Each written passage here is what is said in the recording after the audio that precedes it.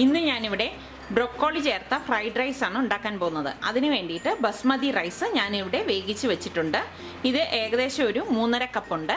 1.5 cup broccoli ഇതുപോലെ ചെറിയ ഫ്ലവറായിട്ട് അടർത്തിയെടുത്തതാണ്. 1 cup purple cabbage ആണ്. 1/4 കപ്പ് ക്യാരറ്റ് ചെറുതായിട്ട് അരിഞ്ഞത്, 1/4 കപ്പ് ബീൻസ് ചെറുതായിട്ട് അരിഞ്ഞത്, 1 കപ്പ് സ്പ്രിംഗ് ഒണിയൻ, ഒരു 10 വെളുത്തുള്ളി ചതച്ചെടുത്തത്, 2 മുട്ട, കുരുമുളക് പൊടി, salad seasoning powder, soya sauce, olive oil.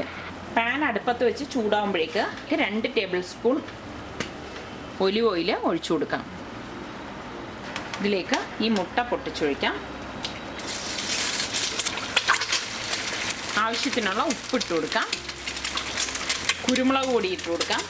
ഇതൊന്ന് സ്ക്രാമ്പിൾ ചെയ്തെടുക്കാം. വല്ലാണ്ട് അങ്ങ് പൊടിഞ്ഞു പോകേണ്ട ആവശ്യമില്ല.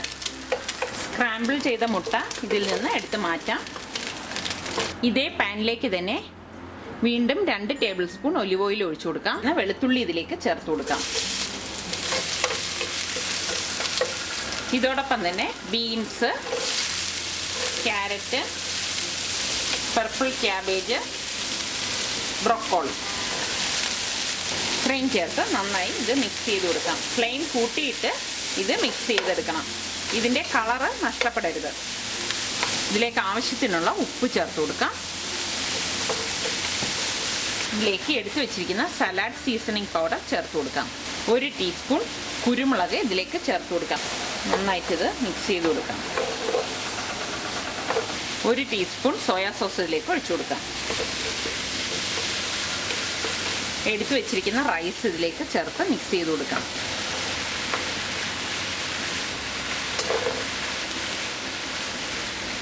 സ്പ്രിംഗ് ഒണിയൻ ഇതിലേക്ക് ചേർത്ത് കൊടുത്ത് ഇതൊന്ന് മിക്സ് ചെയ്തെടുക്കാം. ഇതിന് പുറത്തേക്ക് എഗ്ഗ് സ്ക്രാമ്പിൾ ചെയ്തത് ഇട്ട് ഇതൊന്ന് മിക്സ് ചെയ്ത് കൊടുക്കാം.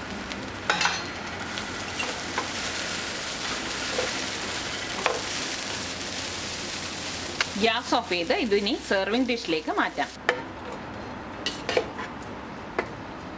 ഫ്രൈഡ് റൈസ് ഇവിടെ തയ്യാറായി. എല്ലാവരും ഇത് ട്രൈ ചെയ്ത് നോക്കി ഇഷ്ടമാണെങ്കിൽ സബ്സ്ക്രൈബ് ചെയ്യുക.